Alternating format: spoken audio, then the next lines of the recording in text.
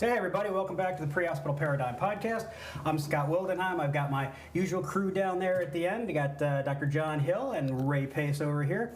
Returning from our episode this month in our all of January is Derek Frost, who is the pharmacy manager at UH Portage and got suckered into being our EMS Pharmacy liaison for the entire system. So we don't get to do anything in the pharmacy world unless we run it through Derek first. But regardless, hey, it's nice to be back. We had December off. There was no live. We never have done a live in December. And we had that off, and hopefully you guys tuned in and checked out the best of, because this is next month. This is 2 years. So the all December episodes that was best of. We took 5 minutes. If you haven't gone back, check that out. Please check that out. Prehospitalparadigm.com is where all of that's showcased. We've got the all the show notes, plus we got additional great cases from stories from our system, actual EMS cases. Done by Dr. Singer and Dr. Spanner. All of our previous CE lectures are over there, and like I said, all the show notes and all of the videos from all of our previous episodes, it's all showcased there, so check us out there. Don't forget that we have free Ohio continuing education, and to date we've already pushed out over 1,000 hours of continuing education to Ohio providers. It's all free of charge. Again, prehospitalparadigm.com. Click on the CE link there. Watch the cast and get the credit, man. So then let's see what else we got going on here. We've got for 25. We've got a whole nother sub-series. So last year we ran an Airways sub-series on all of the fifth Mondays in 2025. And we're going to do the same thing or in 2024. We're going to do the same thing in 2025. We're going to run a sub-series. And this is going to be our cardio cast series. So we're going to do it's only four fifth Mondays in this calendar year. And it's all going to revolve around cardiology stuff. And so that starts, I believe, in March. And so, keep an eye out for that. Going back to our CE for just a second, we are also working on CAPC credits, which will allow anybody outside of Ohio to get that same credit for watching or participating in these as well. So hopefully we'll have that. We'll have good news here hopefully in a couple months, and we'll have some direction. We'll get you apply that to National Registry. So we're really looking forward to that. And for those of you that are watching us online, please participate. Jump on, ask questions in the comments section, whether you're watching on YouTube or Facebook. We'd love to hear from you, and when we get into all of our pharmacy discussion here in just a moment. We are coming to you live from the Cardinal Joint Fire District here in Canfield, Ohio. And guys, thanks for having us. We appreciate you hosting us. And of course, as expected, 10 minutes before airtime, crew had to run out on a. You got your call counter out. Should we count that? We can count it. I think we should count it. We were close enough to starting that it should be. So yeah, there's the first call of the live section, and we have Captain Connor O'Halloran, and he's going to say a few words about the fire district and his guys. Sure, thanks guys. Welcome to Canfield. Very happy to have you here. We've been with the UH protocol system for quite some time now. And a little bit about Canfield, we're a 25 square mile traditional block. We have 3 fire stations. We first started as a volunteer department back in 1932, and then in the 1990s became a fire district encompassing Canfield City and Canfield Township. So we're an all-medic department. We run 3 ambulances primarily. Of course, one of them's gone already. We'll see how long we can all hang out here with you guys. So that's a little bit about us in a nutshell. That's awesome, again. And hey, thanks for having us. We have a little token of our appreciation. Yeah. Thank you. There is our zero face value challenge coin. So again, hey, thanks for having us out here. All right. All of the housekeeping stuff out of the way now. Oh boy, I forgot some stuff. Oh, Yeah, I'm did. sure I forgot stuff. What We did I want to forget? let you know that we would like to thank FirstNet because that's what we're. yeah. Right? I get to steal sorry for my voice, it's a little hoarse tonight, so I'm going to try my best. But Your wife's we not have to complaining. we have to thank FirstNet and also Cradle Point. Cradle Point, yeah. As two of our main sponsors. So if you are not, or if you're looking for a new cell phone service or you would like to get a different cell phone service, look at FirstNet. It gives you priority when others don't have it and when you need it most, especially in any type of emergency. So look at that. We'd like to thank our two- prehospitalparadigm.com/FirstNet, and there's a special offer on there for anybody who's not already a first responder that's not already a subscriber. Did I forget anything else? That's it. Okay, no, I'm good. I was paying attention. You did I was great. paying attention. I'd say, yeah. Yeah. It wasn't on my list. Oh. I should have had you check my list before. Derek, thanks for coming back, man. We Absolutely. appreciate it. Obviously, so much of what we do, specifically in the ALS space, revolves around pharmaceuticals and pharmaceutical interventions. And, I guess I can't thank you all enough. I mean, it's not just you. I mean, we have a call every couple of weeks. It's not just you on that call. There's a commitment in the UH sphere as a whole from pharmacy, and that doesn't go unnoticed, and it's frankly very necessary. And I guess that's one of the things that I certainly appreciate being part of this team is having your guys' input and keeping us all squared away. But man, you said some things on the last. You said some things on the last recorded podcast, and then Mother Nature decided to make you look like a fool. So where are we at? Yeah. Where are we at with shortages, and most importantly, where are we at with fluid shortages? Yeah, so when we recorded parts 1 through 3 was in mid-September. Yeah. And I sat here and was, the drug shortages haven't been that bad. We're doing good. And then a week and a half later, Hurricane Helene hit and devastated a lot of the United States. One spot in particular was North Cove, North Carolina. That is what we learned, the home of the company Baxter, their large volume fluid plant. That one plant is responsible for about 60% of the IV fluids and irrigation fluids, as well as peritoneal dialysis for the U.S. and the largest in the world for fluid production. So that put a wrinkle in things. We are still, at end of January, we are not back to where we were when I said we're great. We're not there yet, and the information that's coming out from Baxter and the other companies that make fluids is that it's still getting better. The market is becoming full again, but we're not there yet. There's still are frequent shortages that we're having. One of the benefits of being part of a larger health system like university hospitals is that we're all helping each other out. So, we're able to go on and grab a couple cases of something and then share that with somebody else within the system. One of the things, it got bad enough that there were a number of hospitals across the country who had to cancel elective surgeries, who had to really change the way they cared for patients. Fortunately, UH was able to stay out of that through aggressive intervention to cut out as much unnecessary IV fluid as possible. But still working through that. And that same ask was asked of us in the EMS system is to minimize unnecessary usage. Yeah. Did that affect flushes and the small volume stuff? Yeah, so fortunately, unfortunately, we went through a very similar scenario back in 2017 with Hurricane Maria that hit Puerto Rico. Puerto Rico, yeah. Puerto Rico is the home of Baxter's small volume plant. Baxter apparently likes to build plants in areas that are affected by hurricanes, maybe like Arkansas or like Montana, but no. So we learned a lot in 2017, at least I did.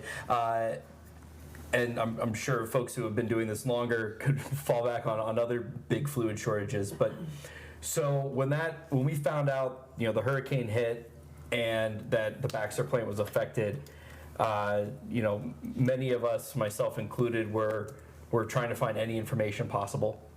So I actually was on North Cove's Facebook, site where people normally would say, "Hey, I have a couch for sale," and looking through that, trying to find anything about a Baxter plant and how bad this is potentially going to be. And first off, the biggest takeaway was the devastation.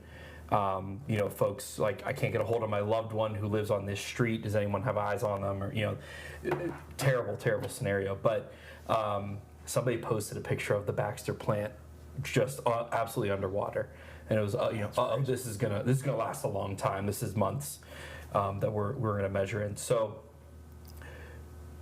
we were able to get early enough before all of the allocations and back orders hit to buy up as much as we possibly could.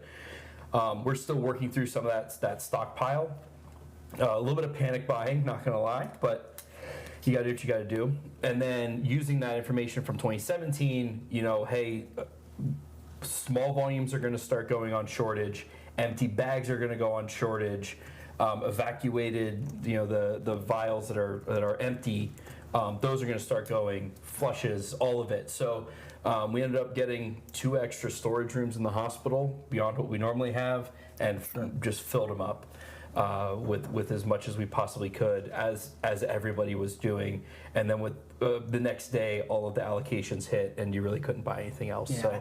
So jumping ahead was really the thing that saved us. And I imagine you see that in the pharmacy world a lot with, there's a shortage of one agent, so everybody buys the other agent up. Now you're kind of caught between a rock and a hard place. You can't get the alternate medication. You can't Right. get the primary medication, and you're scrambling for tertiary options to treat things. Right. I know we've certainly had some issues historically where we knew they were out there, but you all did an incredible job of protecting EMS.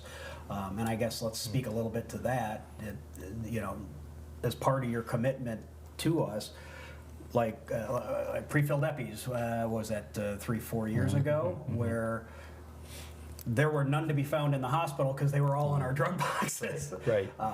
And you made sure that we were taken care of, and that we weren't going to have the medication errors because there was a substitution in there. That's really awesome and important stuff. Yeah, that's one of the things we talked about in the podcast series was the differences that we have in the hospital as far as safety mechanisms and an interdisciplinary approach that out in the EMS world you really don't have. Right. And so recognizing that these folks are still our patients pre-hospitally. Yeah. We want to make sure we take care of them, and getting the pre-filled syringes and the ready-to-use drugs as much as possible out in the EMS world. I could be at bedside and mix a lot easier than our EMTs and paramedics out there. Yeah, and you've got more humans, more eyes to cross-check. Absolutely. You've got other electronic tools to help with that we don't necessarily have, or it might just be a lone provider making the decision in the back of the truck. So Sure, pharmacy does a really good job of being a system, right? So like if one facility runs out of a medication that we know we need in an EMS drug box, excuse me, that's like concentration specific. So all of our protocols are built off of these concentrations, specific concentrations, especially when you get into the ped drug dosing charts that are listed in our protocol. We'll talk about the new app, I'm sure, a little bit with drug dosing, but pharmacy does a really, really good job to make sure you have the concentration of drug you need in that drug box, even if the hospital takes sacrifices to. They will mix it, they will do these things, and they've transported drugs from one of our UH facilities to another one to make sure that we had that drug there available for EMS versus, that was the difference between going without it and not going with it. So, I mean, pharmacy does a lot for us in the EMS world. We appreciate it from the vice president down. So it's huge. It's a big team. One of the big things we did this month was launch a new app, which I know we're going to talk about. But when doing all the research and building that app, we've had conversations inside of ourselves. Like, there's a lot of safety guardrails up in the hospital. Like, scanning a medication just to verify it's the right med you intend to give. Yeah. Because there's lots of instances where people go, they reach into a drug box and they accidentally grab the wrong medication. We've put systems into place so that drug box is set up certain ways, so a cubby only has a specific medication in it, or related medications, or Yes. exact opposite, so that way Correct. to help prevent that. But it still happens. We deal with it probably on a monthly basis. I gave the wrong medication, I made this mistake, but we don't have that multi-step verification process of scanning the med or having someone else verify it. It's good if Ray and I are in the back, like, hey Ray, I'm going to give 4 milligrams of ondansetron. Do you agree? Yeah, I agree. But sometimes you don't have that. Don't have that cross check. Yeah. Sure. You know, and you say we deal with that almost monthly, and that, you know, probably seems to, you know, maybe to some of our viewership, like, oh my God, they have that many errors. But we're talking about thousands and thousands and thousands of runs, and, you know, statistically, you know, when you look at it, it's relatively low. We're getting it right, but, you know, there's always a breakthrough case here and there, and then we try to learn from that. You guys want to talk a little bit about, or expand a Some of the little bit safety on features. some of the safety features? So I guess let's you know, our choice as a system is to do a managed drug box through the pharmacy, where you guys are actually putting it together. When we talk about some of the safety features that we have elected to do, as far as kit check, as far as how they were set up, some choices that were made as far as look-alike, sound-alike medications and whatnot, because you guys were really the ones that engineered a lot of that. Yeah, let's start with kit check. Sure. All of our UH pharmacies utilize a product called Kit Check that uses RFID tagging on every drug that goes in the EMS box to ensure we have accuracy. In the days prior to Kit Check, it was all just visual, you know, make sure I have enough of this and it's not expired, and the more human element you have in it, the more risk you have for error. Kit Check helps to take a lot of that out. So we get an EMS box back that we don't know if drugs were used out of it or not. We slide it in a big, looks like a giant toaster oven, big toaster oven, and scan it, and it will tell us every medication. It soon will be down to the serial number. Right now it's down to the lot number with expiration dating, all that. It'll tell us how many are there, what was used. We don't utilize this feature, but we could actually print out a billing sheet if we wanted to, and, you know, for billing purposes. And then it tells us, hey, I need 3 aspirin and an epi and whatever else. We can, you know, add that stuff to the box, rescan it, says everything's good, put in our lock numbers, and dispense that out. And then later come back and say, okay, this box went to Canfield, and so then we can track that. In the event of expirations, recalls, what have you, I can actually just go in, type in a lot number that's recalled into Kit Check. It will come out and say, hey, these boxes are affected, and I can look and see. 3 here, 10 here, 5 here. Yeah. Same thing with expiration dates. We had a situation where we had like 75% of our ketamine was going to expire on the same day. Yes. And so we were able to reach out, you know, hey, don't wait until the end of the month. Let's start bringing this stuff in a little bit early. One thing that's different about fire departments than I operate is that I would have gotten that email and been like, yeah, I'll get there soon. No, they got there that day, and it made it actually worse because all 75% of those ketamines came back right now. We're like, wow, they are on it. We're not going to do this again.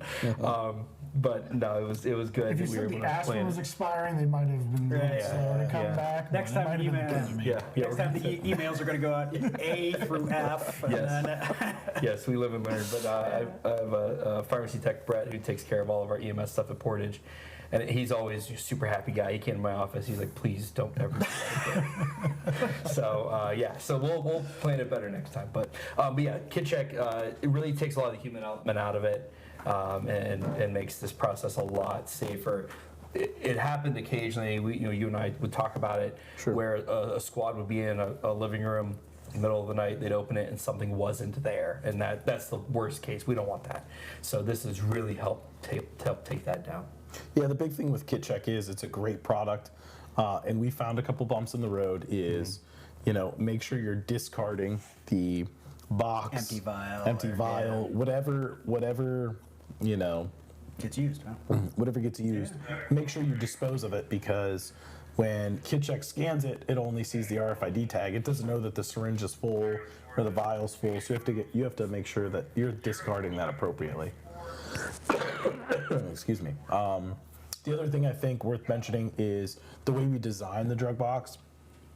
Like Dr. Hill said, there's a reason that 1 milligram and 1 ml of epi is with 50 milligrams of Benadryl in 1 ml. So if you open the drug box, I can either go to the same bin, treat that patient, or they're polar opposites, so that we, should not utilize them, like oral glucose and Pitocin, right? Very different. We have low pressor and I think racemic epi, right? So I mean, the goal was trying to either put things together you were going to use to treat that patient, or we want polar opposites for safety. And we put some other features into play just in our partnership and working together, like with Zyprexa being in a bag. So stuff like that. It's really helped. The whole goal is we do not want to give a patient the wrong medication, right? That's the whole goal. You never want to give the wrong medication to a patient. You never want to give the wrong dose to a patient. We don't ever want to cause harm. So we've really, in partnership with pharmacy, have tried to, I think, avoid that. So, I know, my voice is terrible. I'm sorry. I sound terrible. I'll let you elaborate maybe on the Zyprexa a little bit. Yeah, and what we've tried to do, and we try to learn from other mistakes, right? So if something happens at one place, we kind of evaluate that, and okay, is it likely that this could happen somewhere else, or was this truly a one-off scenario? And rarely do you have those. It can be possible. It's usually possible that if a mistake was made in one place, it's going to get made somewhere else. And so when those things happen, we're going to react to it.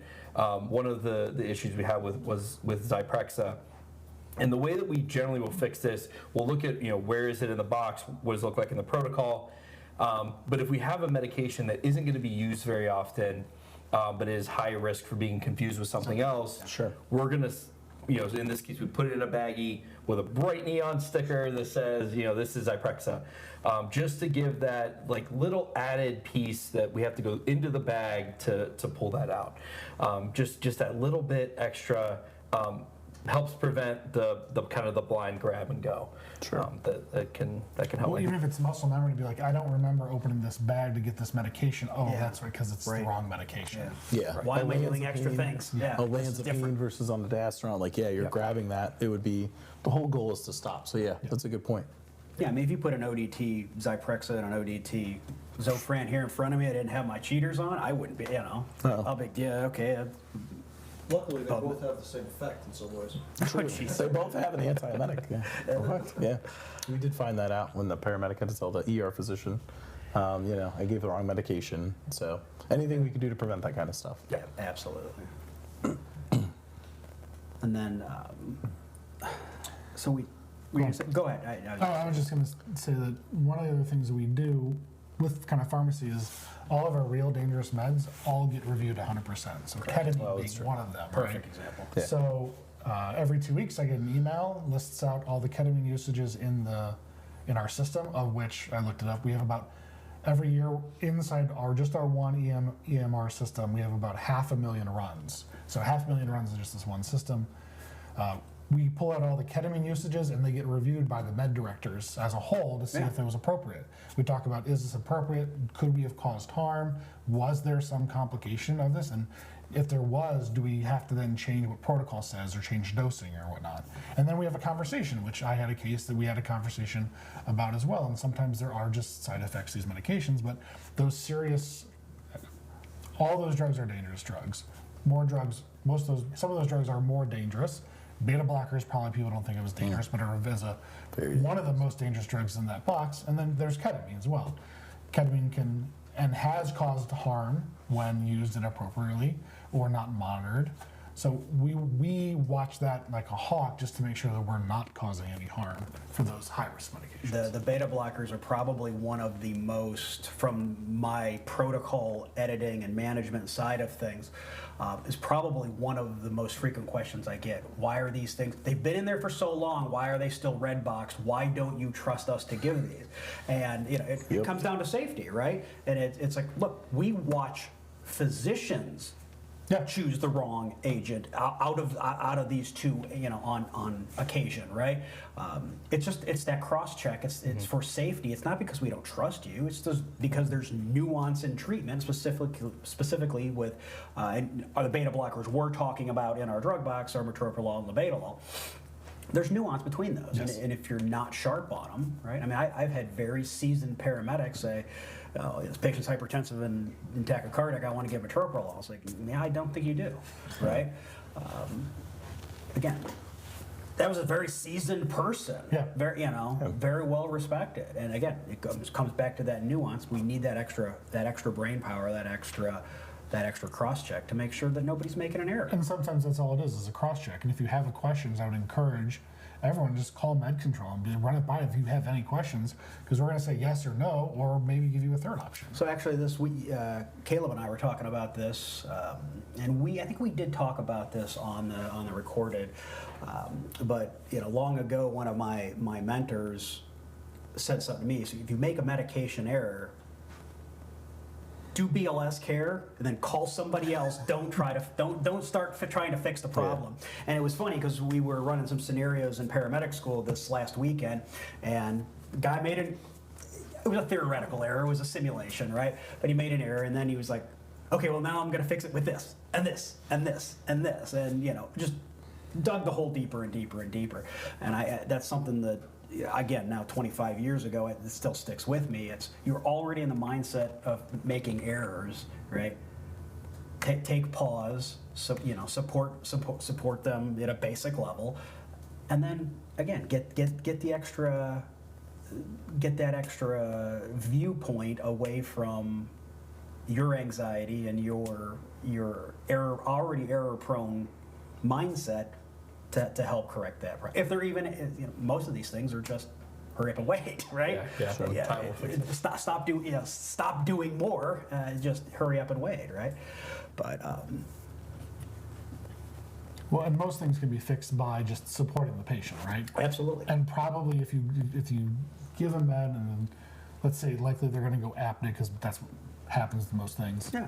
Just supporting respirations is really all you need, and that's what the patient needs. Just support them through that time frame. They'll come back. It'll be okay. Yeah, absolutely. But call for help. Yep. Get help. Get an outside opinion. So unfortunately, these guys had to go on a run, but one of them asked me before they left, hey, if we're not back, ask this question. In the past, in history, they've heard people say Edison before medicine. What do you guys think about that theory? I think I'm about to say, cardioversion before medical medications. it doesn't, yeah. So that mantra applies for the stable versus unstable Correct. tachycardia or bradycardia. Symptomatic versus maybe correct. becoming symptomatic. Correct. So in that space, yeah, I think that holds very true, and it's a simplistic way of looking at your ACLS tachycardia or ACLS bradycardia algorithms, right? It's if they're generally well perfused and they're making radial pulses but they are bradycardic or then medicine is the answer, right? Electricity is always the answer if they're unstable or super sick. Well, if electricity is done right, it's likely not going to cause as much. You're not going to have any bad side effects from electricity as you would medications, right? As long as you hit the synchronize button. Yes. There's a little button there. Hold on. There's an asterisk at the end of your sentence. He prefaced that with, you did. if done correctly. Correctly. Yes. Yes. So if The you sync don't button. synchronize that, you can cause a lot of harm. Absolutely. Yes. So outside of that, doing electricity to a patient might cause pain, technically could cause burns, but statistically going to cause less harm than the medications are for Yeah. possible side effects or whatever. unless, of course, you shock somebody into systole. That's bad news. That's very bad news. Indeed, it is. We have questions over there yet, or Questions? no? We do. We do? Cool. Oh, well, we'll be happy. All right, so coming back to the beta blocker conversation, Yeah. I'm just looking for a little bit more insight on treating hypertensive stroke patients with the beta blockers. Just to learn more a little bit about it and just to have a little bit more insight on it. Sure. Ray's going like this right now. I'm staying quiet. I'm doing good. Save the penumbra. Yes. So the penumbra. If a patient is experiencing a stroke and they're hypertensive for a reason. That's the body's mechanism to try to perfuse the brain as best as it can. It jacks up their blood pressure way, way, way high. And we don't want to mess with that. One of the things in medicine, and probably more applies to you guys with respiratory distress, putting a patient on CPAP is way better for the patient than intubating the patient. If they're breathing 30 times a minute, you guys can't do that with bags and bagging them. Same thing here. The body's trying to adjust as best as it can to what's going on, and we do not want to take out that compensation mechanism for it trying to perfuse the brain. The other, and you don't necessarily know what's going on either. It's like last known well. We want to be able to see them. That high blood pressure is not going to cause any immediate risks right now. It could cause risks long term, but honestly, when you go to work out and you're pushing yourself to 100%, I guarantee your blood pressure is jacked up just as high. And that's okay. You're allowed, it's a dynamic range. But we don't want to take out that compensatory mechanism and then cause injury to the brain by treating that hypertension. Once you come to the emergency department, we're going to get a CAT scan. We're going to find out if there's a possibility to get thrombolysis, if we're going to give them medication to break up that clot that's causing the stroke. If they're within that 4.5 hours, there's a bunch of asterisks to go along with that too. But if they're outside that window, we let that ride. We'll let them be very hypertensive, like 220s over 120s hypertensive. If we decide that we're going to give them thrombolytics, we're going to lower their blood pressure, but we're only going to lower it just a little bit. Goals are going to be 180, isn't that right? Yeah, 180 over 180 systolic over 105 diastolic, and that's as low as we want to get them. That's a stroke patient. If we're thinking about patients that are just hypertensive, I don't want to bottom them out either. If they're really hypertensive, they've probably been like that for a while. Our goal is just to bring them down by 25%, and that's our max goal for 24 hours. If I lower that anymore, I can actually cause a stroke in those patients because I'm going to decrease blood flow to the brain. So in our minds, we want to fix it right now, and lower is better or normal is better. That's not the case for all these patients that have this high blood pressure. It's high for a reason. The body's used to it. And really, we're just going to let the body do what it needs to do to help protect and repair itself. The caveat being is I'm getting a thrombolytic, I'm vastly changing what's happening inside the body. And the only reason that we're lowering that blood pressure is because we know that if we let them run high, they have a much higher risk of causing an intracranial hemorrhage from giving that thrombolytic. We're just lowering the risk of them developing a brain bleed after with the thrombolytics. If that risk wasn't there, we wouldn't touch that blood pressure because that's what the body's trying to do to help save brain cells. And is some of that question, is that kind of packed around the addition of the labetalol back to the protocol for 2025? So I'll speak a little bit to that, and it dovetails on with what Dr. Hill said. It's red box because we don't want you to routinely do it. But there are those cases where it walks like a duck, it quacks like a duck, it's probably a duck, right? They're outside of that blood pressure requirement needed to get the thrombolytic when they get there, and the docs as a whole, and remember that, yes, we've got a team of docs at UH that weigh in on this, but then there's a broader regional set of doctors that weigh in on this as well, and they wanted the ability to have you dose that if they felt very confident that they were going to get a lytic when they got to the ED, or whether it was, whether they're acutely hypertensive because it was a hemorrhagic stroke or whether ischemic. They wanted that option, so that's why it got put back in their red box, right? So you may regionally call for that and not get much traction on it, and other places may call and whoever the doc is a little more aggressive and they want you to do it, right? So again, we put that got put back in really as an option for those extreme cases that he was talking about, but but they wanted a little bit of leeway and a little for you to have the dosing and everything if it was called for. So that's why that landed back in the 2025 protocol. I will say it's a fantastic question because you know as well as I do, every year at medic class, we have, towards the beginning of class, we have good basics that come in and want to be medics. Yep. And it almost always comes up at some point that why aren't we treating hypertension with generally nitro? Right. It comes up every time, and it's a good talking point. Well, it seems the reason. What do we do with every other vital sign, or we try to normalize abnormal things, right? It stands to reason, but like Dr. Hill said, if their brain is set here and we drop it to here, we can actually cause the stroke, right? Yes. We can stroke them out by dropping it too far too fast.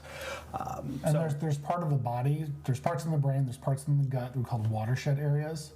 So there are parts of your body that the way that blood flows, it doesn't actually get a lot of blood flow. So if we start to change those hemodynamics a lot, we're going to essentially stroke those areas out. And we don't want to do that obviously in the brain, and part of the gut is also kind of like that too. That's a good question. It is Yeah, a good that's question. fantastic. Yeah. So there are Anything else? reasons why we do things. Yeah, and that's why that's red boxed. I can't. So if you tell me, I watched this patient have a stroke, and they're clearly a stroke, and their whole left side's out, they're VAN positive, they've got neglect, and it happened 30 minutes in front of me, and they're hypertensive 240 over 150, and I'll be to your place in 15 minutes.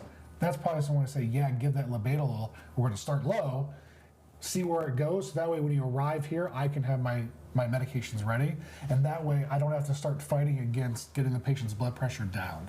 But it's going to be a very small situation that happens.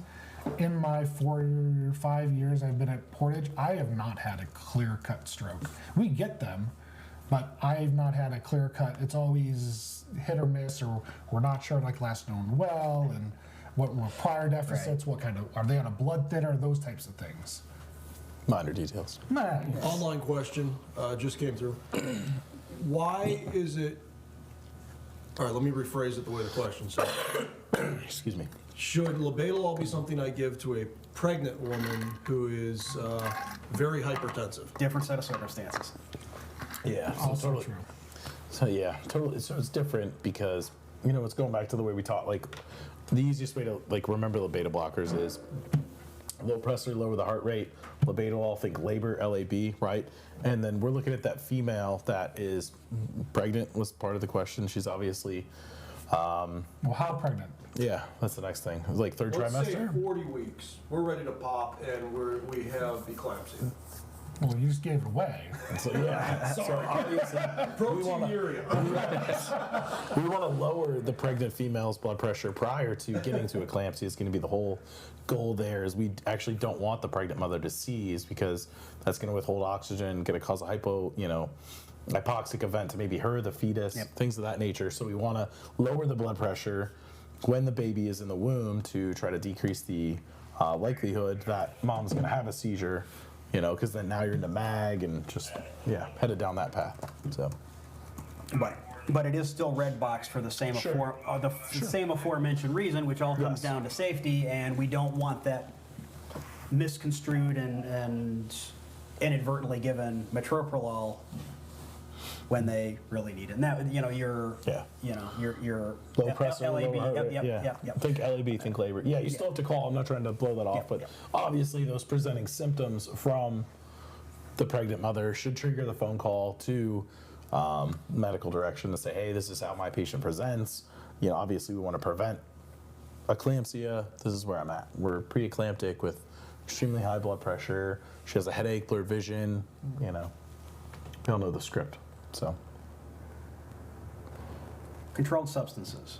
Controlled substances always are. I don't want to say a point of contention, but it's always kind of sort of a hot topic.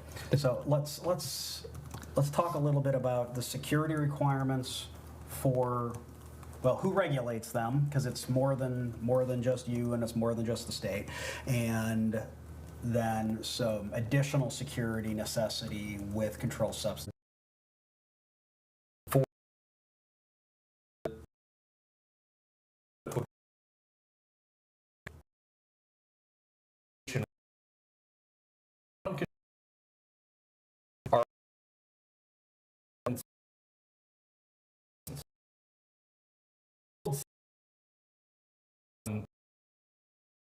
remain on the hospital's DEA license. So for all of the squads under Portage, it's my DEA license with my name written on it. I'm glad it's yours and not mine. Yeah, no, I get that joy. We're going to care a lot about how the controlled substances are going to be stored. So security of drugs as a whole, regardless of if they're state, federal, what have you, the biggest thing is going to be that we have to protect the public from the drugs. The regulation bodies are not there to protect the providers. They're not here to protect the pharmacists. They're protecting the public from the drugs. So the biggest thing that with security is who has access to the drugs. So like in a hospital setting, who has access to the pharmacy staff. Not the president of the hospital, not the police department. If there's a fire in the pharmacy, break down the door, we can't let you in, kind of a thing. So it's really, really strict who has it, and that's part of when we have board of pharmacy, we have DEA on site. They ask who has access, and we have to be clear with that. When it comes to EMS box. Only the folks that can give the medication should have access to the medication. So if you have a box at a paramedic level scope of practice with the drugs only paramedics can give, an EMT should not have access to that without some type of tamper-evident seal and potentially a physical lock. We definitely need to make sure these drugs are protected from the public by a physical lock as well as a tamper evident. In a locked department, that is good.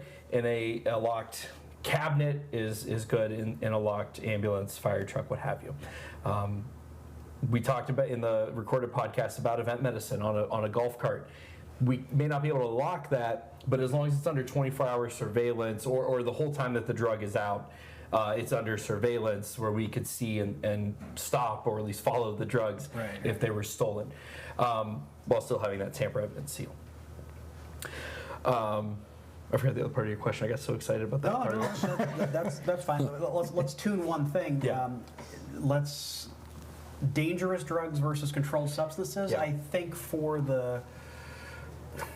I find that they probably get used too much interchangeably, and they have very specific meanings in your world that maybe we kind of blur lines over here. So in a broad brushstroke, everything's a dangerous drug, right? But then there are controlled substances. And what would be examples of the controlled substances that we would normally have access to in EMS? Yeah, so the big ones are going to be hydromorphone, ketamine, midazolam, if midazolam's on shortage, Ativan or lorazepam, fentanyl. Yeah. I think I hit the whole narc box. That's all. There we go. Yeah. There you go. Things you may see out in the world, Vicodin, Norco, Percocet, a lot of your anti-anxiety medications, a lot of your sleep medications, the Ambiens of the world, those are all going to be considered controlled substances. The way the controlled substances are from 1 to 5. Controlled substance level 1 are going to be medications with no medical use, with a caveat of marijuana, which we talked about in that. Those classes are set at the federal level. Correct. The schedules, sorry. Correct. Schedules are federal level by DEA. Yes. Marijuana is still a Schedule 1. Yes. It's still illegal federally, but states have opted to essentially not take their laws off the books regarding marijuana and then not prosecute the federal laws as well. Right.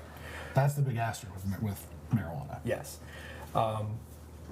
So as we talk about, the Schedule 1s, marijuana has that caveat. But other Schedule 1s, you're going to get your LSDs and PCPs, heroin, medications, or things we don't use as medications. The schedules go by addiction potential abuse potential. So Schedule 1s are the highest, down to Schedule 5s. So a couple, ones that you know of, your hydromorphones, your morphines, your Norcos, your Percocets, all of those are going to be Schedule 2, as well as your stimulants, ADHD medications are going to be the Schedule 2s. My fun fact about Schedule 2s is cocaine, Schedule 2 drug, Yes. because we actually use it clinically. Use it Yeah. correctly, yep. Yeah. Yeah. And oddly enough, ENT uses it probably a lot more than anybody else. Yes. In clinicals? They use it clinically more than anybody else. I just always find the irony of fixing symptoms from cocaine with cocaine. With cocaine, right? Yes. Great. More is better. No, not really. I forgot this is live. This could be a career ender. No. I was very happy when TXA came around and we started using that for nosebleeds because we were able to finally get rid of cocaine from our pharmacy. That was the one that kept me up at night. But yeah, so cocaine is still available medicinally. Go down to your Schedule 3s, ketamine, and then down to Schedule 5s, you start talking about your cough syrups with codeine and some of that. It actually can be sold over the counter. Rarely are you going to find it, but you can. So those are our controlled substances, 1 through 5.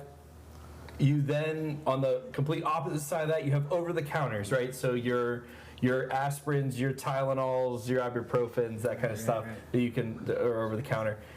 When you get into medications that require a prescription, we start talking about dangerous drugs, and so those still have to be secured, protected from the public. We still have to report if we lose a bunch of them or something happens.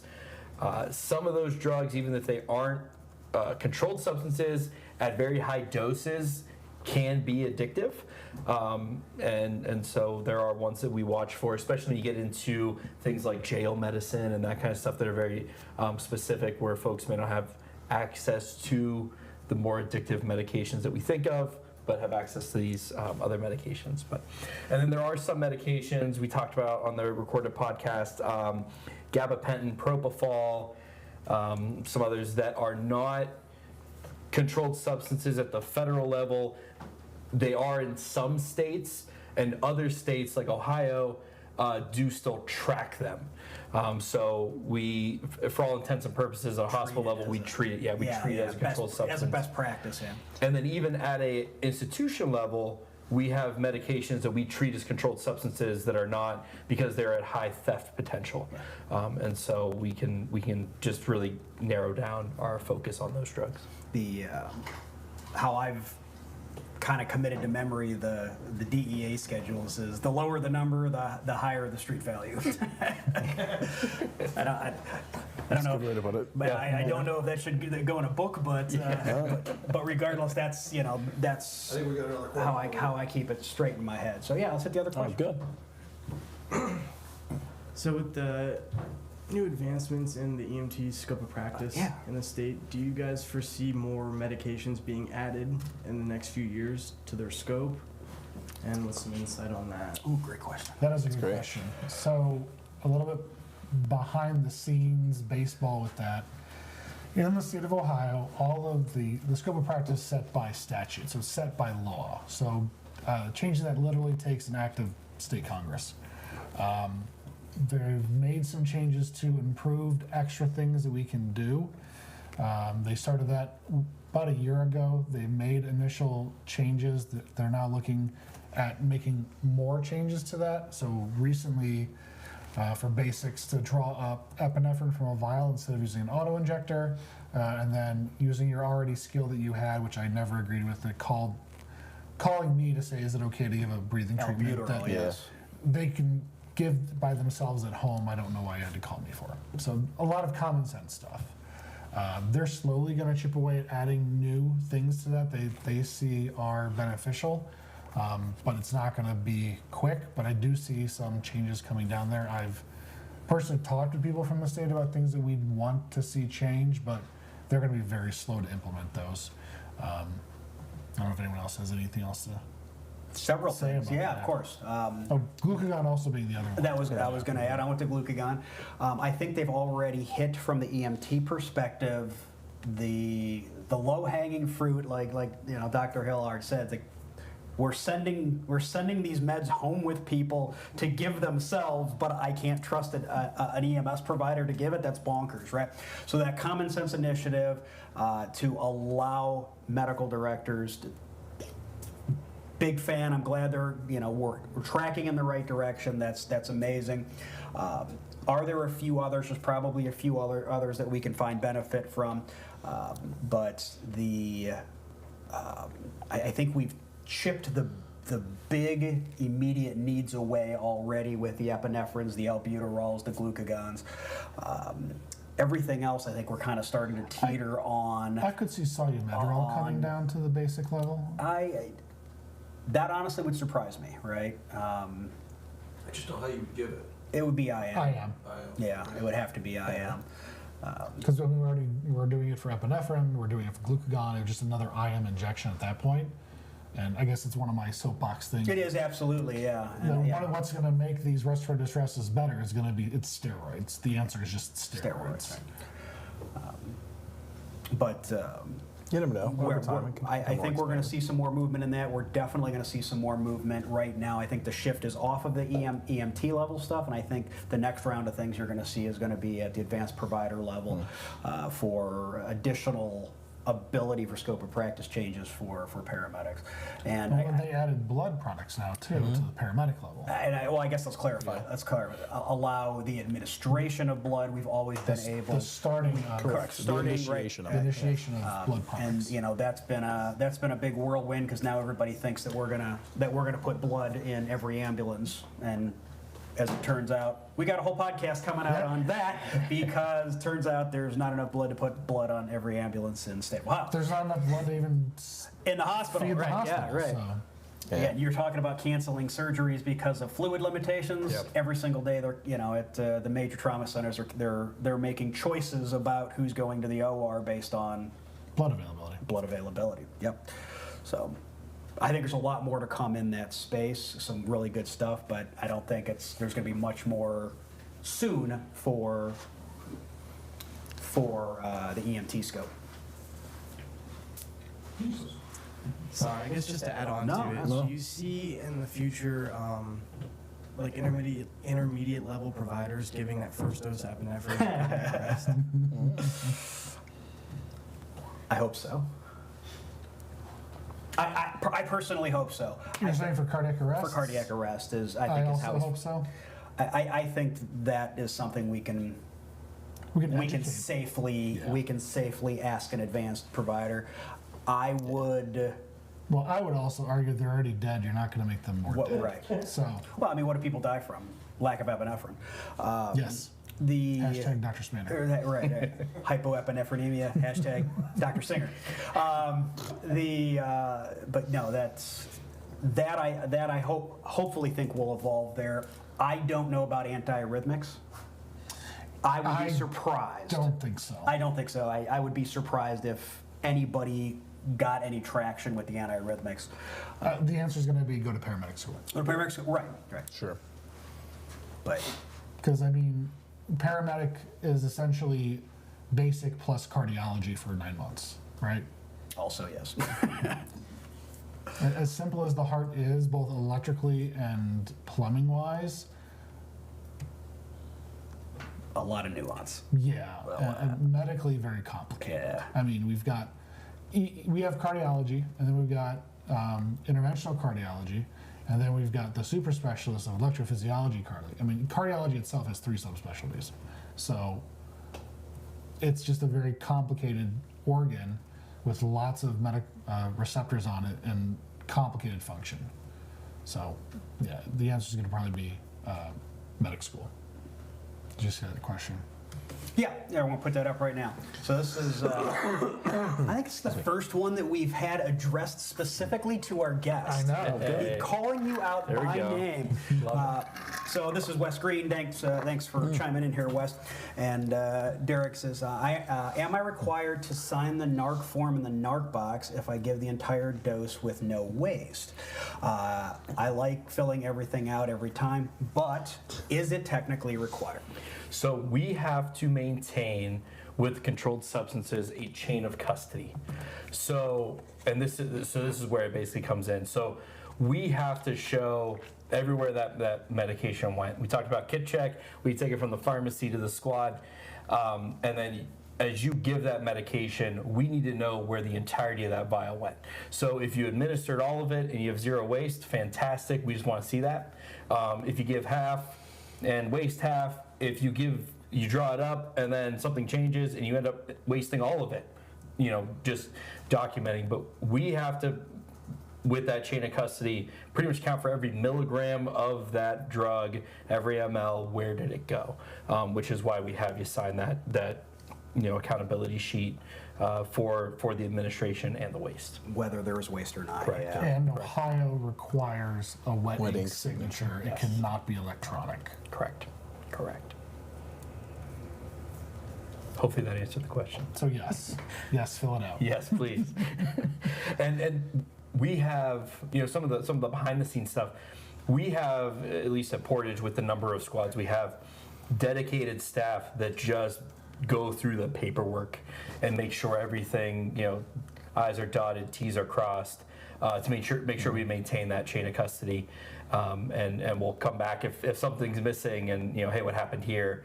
One, for just making sure we maintain that chain of custody, and then the other piece is making sure that no one is doing anything they shouldn't be doing with the medications. Diversion auditing becomes a really big point, which is why I mentioned you're working under the hospital DEA license that my name is on. So if there would be a scenario where folks are taking medication for themselves or to sell or something like that, the person doing it will bear the brunt of the responsibility, but there will be investigation on us to say, hey, could you have done something to prevent this, or should you have identified that it was happening sooner, which is why we do put a lot of effort into tracking all of this. Diversion is probably one of the more difficult things that we deal with, both from a prescriber standpoint and from a pharmacist standpoint. And there are state tools that we have access to help kind of track those things. And even more recently, the DEA is going to sign up for that now too. Yeah. The DEA tracking of those substances is now coming to light too. Okay. So what is UH's standpoint of, say you use a narcotic, do you want a run report printed out to put in the drug box? Yes. So ideally, the run report is in the EMS box with it. We can see all that paperwork. We have the accountability sheet with your wet ink signature. We also have the run sheet that helps us know. 'Cause we've had issues in the past where the accountability sheet says I gave all of it and wasted zero. And then you look at the run report and it doesn't actually match that. Now we have to figure out what happened. It's part of our diversion auditing to make sure that all the drug was accounted for, it all went to the patient, or none of it, whatever happened with the administrations. But if something doesn't align there, that gives us an opportunity to say, hey, what happened here? Maybe it was just, you wrote down the wrong thing, something happened with the run report, or it's an unfortunate issue that there's more behind it. But yeah, so we do require both. To make sure we have all of that, again, every milligram, every ml accounted for. Do you also want to talk about what the proper way to waste the medication is? Yes. So in order to wasting a controlled substance, you must render it irretrievable. That's the kind of the code wording behind all of this. So what does that mean? Well, in the ideal world, you have there are a number of products out there that are different, like jugs or packets that have activated charcoal and other things there that when you put a medication, whether it's an IV or a tablet capsule, it will chemically alter that substance to where if you want to try to take it again, it's not going to do anything. It's not available to you. So that is the ideal world. We don't always live in the ideal world. So some way to make that medication that you cannot get it back. Some things are like in used coffee grounds where they're very bitter, and that is not great, but better than nothing. Kitty litter that's going to absorb, again, not great, better than nothing. Down a sink, a toilet, some type of, into the water stream. Lots of problems with that, but it does render the drug irretrievable. And a sharps container does not count because I can just flip the sharps container over, Dump it out, dig yeah. through through the needles, and I can get, back to that medication. There are, we try to make a lot of ways available to waste those meds appropriately, and try to prevent the inappropriate waste. In your pocket is not a good place to waste a drug. Nope, not at all. So we try to make that happen. And then part of what we try to do with UH is if you can have somebody that isn't your partner waste that medication with you at the hospital. Not always possible, but when you can, please do. Again, from a diversion standpoint, that is very helpful. To make sure two people aren't working together and we're going to steal drugs together. You bring a third person in and waste those medications is going to always be better. It's best practice. The just a quick little note here from Jessica Kaiser. She says, not a question, but just wanted to say whoever writes Pharmacy Friday emails, love them. Great refresher on drugs we don't use often, and when we do, often learn something new. That's Dennis Anderson. We had to make sure he gets proper credit for doing all that and pushing them out there. And all of those Pharmacy Friday emails that go out, those are all cataloged on prehospitalparadigm.com under the pharmacy section. So if anybody wants to do some reading on a particular medication, all those are cataloged that he's done. So thanks, Dennis, for keeping us up on all of our medications and sending that out every Friday. So. Guys, anything else in the pharmacy space as we're up against our time here? No, I think that was a great review. We didn't even get to talk about windows, so. And we didn't even talk about. No, we'll I save that for guess another we day. have to plug it a little bit. So, and I guess that's one of the things that was high on the list here from the safety perspective is using tools to help prevent error and allow for some cognitive offloading of the provider. And a couple of the tools that we provide, we talked in the recorded session about Certidose, and you briefed these guys, or refreshed these guys here just before we went on the air, which is a tool that basically follows the color-coded weight charts and clips on the pre-filled syringes of epinephrine, lidocaine, and atropine. So you're basically dosing to a color at that point, consistent with the color-coded weight charts we're all very accustomed to. And then Dr. Hill, you set us on a crash course to kind of revolutionize what we're doing here, and there's other products out there that do these similar things, but we kind of have settled on this product, this Hinkley Medical One Dose. Yep. You just want to do the 30 seconds about it, and since you've done the most lift on the whole thing. It's been a great app and a great benefit, I think, to us, the university hospitals. It's an app that integrates our protocols side by side with dosing calculations that are based upon either estimated weight or actual weight of the patient. It's got safety guardrails built in that we can exclude medications or exclude medications based upon weight or age. Also gives more cognitive offloading to talk about like what size of equipment to use in a patient, Absolutely. what is the ideal IV size, how big of an ET tube should I do, what's my dosing for electricity if I'm in those protocols. So it's been a great addition to our toolbox here. Yep. They've got other things they do. They've got a weight that they can put on your actual cot to weigh patients on. I know that other agencies, even within Ohio, are using that product. Yeah. In stroke. We're looking at integrating those weight products to our stroke care as well.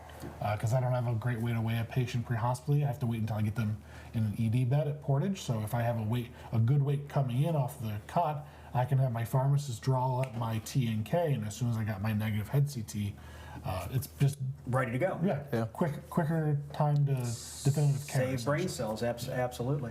And this replaces another app we had that was basically just the protocol book in an app form, but it adds all these calculators, and I guess most specifically the kind of the win here, the coup here, is that it's based on the concentrations that you provide us in our box. Yeah. So this is actual information based on the stuff that we're actually So going they to know how many milligrams they're giving, and it also gives them the volume of that medication to give, which is the harder part of That is absolutely the the harder concentration. part. Everyone can divide by 10 essentially, or multiply by 1. Yep. This is taking that another step and doing it by volume. So I need to give 0.45 mLs of this drug to administer five whatever the calculation's going to be. Yep, and we were just on a call earlier today with talking through some advancements that we expect here later this year. So I think it's only going to get better from here, and we're gonna see that really come into its own. So yeah, I'm really excited that we were able to add that to our repertoire, and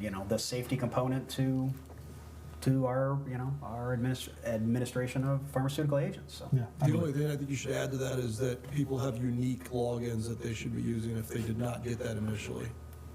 Yeah, individual users should be creating an individual user account, whereas a shared device in a department would have a single shared login for all of the ones on all of the charting tablets or the charting computers on the ambulances or.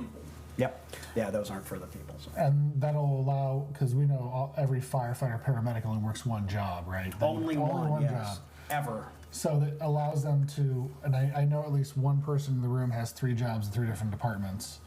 So it allows that one person to I think he's got 5 jobs in 3 different departments from what I've overheard Well, yeah, today. he also works for us too. So, Right. So it allows them to So switch. he's got 6 jobs in 4 departments. Exactly. One he hasn't been told about yet. Right, yeah. But it does allow you to switch between that, and the system does allow for the oddities of there are some special cases, even with inside UH, whether that's specialty care, critical care, or some departments. Hazmat, Yep. That have access to other protocols that are part of our protocol lineup and Or packaging.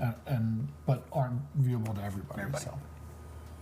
Yeah, it's a great product. I know that they quote 1 in 3 pre-hospital pediatric doses are critically incorrect. I think you said something about 60% could just be wrong from pediatrics. So what we're doing is just trying to cognitively offload that to give a better dose for the patient, better outcomes. Yep, absolutely.